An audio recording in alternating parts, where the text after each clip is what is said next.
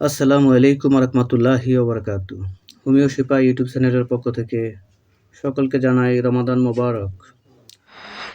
তো রমাদানের শুরু থেকে ইফতারির জন্য একটি টিপস নিয়ে আপনাদের মাঝে হাজির হলাম। আশা করছি পুরো ভিডিওটি দেখবেন। সকলের প্রতি অনুরোধ থাকবে আমাদের চ্যানেলটিকে সাবস্ক্রাইব করে বেল আইকনটি বাজিয়ে রাখবেন। আপনাদের উপকারে আসে এমন কিছু ভিডিও নিয়মিত দেওয়ার জন্য চেষ্টা করে যাব ইনশাআল্লাহ। তো আজকে টিপস সম্পর্কে আলোচনা করব। ইফতারিতে আমাদের কোন ধরনের খাবার খাওয়া উচিত সেটি নিয়ে আজকে আলোচনা করব। কোন ধরনের খাবার পরিত্যাগ করা উচিত সেটি নিয়ে আলোচনা করব। আলোচনাগুলো হবে একেবারে সংক্ষিপ্ত, তাই সকলের প্রতি অনুরোধ থাকবে আপনাদের মতামত জানাবেন। সেহরি খাবারের জন্য টিপস নিয়ে আপনাদের মাঝে হাজির হব। আপনাদের মতামত আমাদের কমেন্ট বক্সে জানিয়ে দেবেন ইনশাআল্লাহ। তো আমরা তোমার সারাদিন রোজা রেখে যখন ইফতারি খাবো, অবশ্যই সেখানে আমাদের ভালো খাবার থাকা উচিত, যে খাবারে আমাদের শরীরে স্বাস্থ্যকরভাবে ক্ষতি করবে না, বরং স্বাস্থ্যকরভাবে উপকার করবে। তো ইফতারি শুরু থেকেই আমরা শুরু করব খেজুর দিয়ে।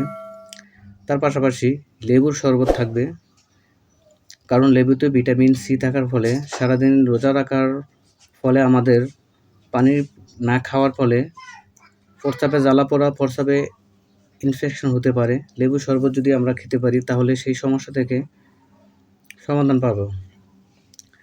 তাছাড়া মালটা আছে, কলা আছে, তো আনারস, এ ধরনের ফল ফ্রুট আপনারা ইফতারিতে রাখবেন। বিশেষ করে ছোলা সিদ্ধ রাখবেন। এতে প্রচুর পরিমাণ প্রোটিন থাকার ফলে শরীরের সারাদিনের যে ক্লান্ত ভাবটা একেবারেই চলে যাবে। তাছাড়া চিড়া আছে, চিড়ার সঙ্গে যদি দই চিড়া বা গুড় এ ধরনের খাবার দিয়ে ইফতারি করা যায়, এতে করে গ্যাস্ট্রিকের সমস্যা খুবই কম হবে। যে সকল খাবার পরিত্যাগ করা হবে সেটি হচ্ছে ফাস্টফুড আইটেম খাবার আমাদের ইফতারিতে থাকা একেবারেই উচিত নয়।